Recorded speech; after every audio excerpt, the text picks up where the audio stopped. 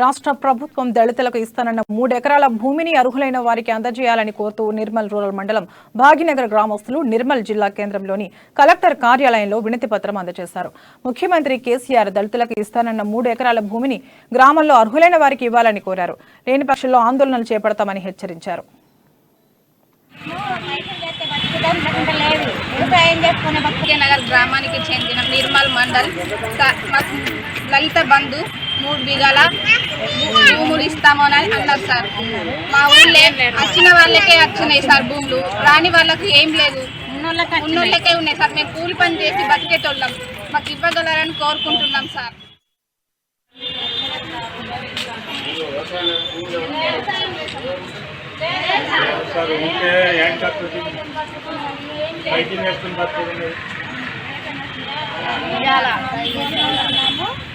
మాకు బాధ ఉండి ఇక్కడికి వచ్చినాము.